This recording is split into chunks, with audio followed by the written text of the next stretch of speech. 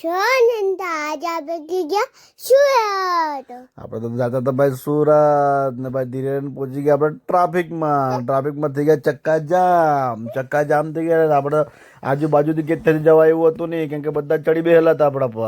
તો બી આપણે ધીરે ધીરે કરીને ગમે તેમ કરીને નીકળી ગયા મારી મચોડીને સુરત સિટીમાં પહોંચી ગયા. એટલે ભાઈ આપણે તો મસ્ત ધીરે ધીરે ફફડાઈને જાયા કરતા હતા ને આમ આપણે જોઈ લે બાલ જાય બધું ખોરાઈ ગયેલું હતું કે ટ્રાફિક બહુ હતું એટલે પથારી ફેરવાઈ ગયેલી આપણી. તો પછી ધીરે રહીને આપણું સુરત કામ પતે ને આપણે ભાઈ નીકળી ગયા પાછા ઘરાટું નીકળે તો મસ્ત દેખાતું હતું, પેલું દેખાયા કરતું હતું, સારું દેખાતું હતું.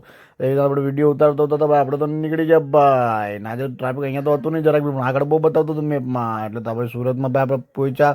તાપી પર તો હાય એકલો ધુમાડો જ દેખાય, બહુ ધુમ્મસ. સુરતમાં તો દિવસના બહુ ધુમ્મસ ભાઈ આ તો નિમેળ પડવાનો. પછી આપણે ધીરે રહીને ત્યાંથી બધું જોતા નીકળ્યા ભાઈ. મજા આવતી હતી ને આમ શિયાળો જ લાગતો હતો દિવસના બીજા તો.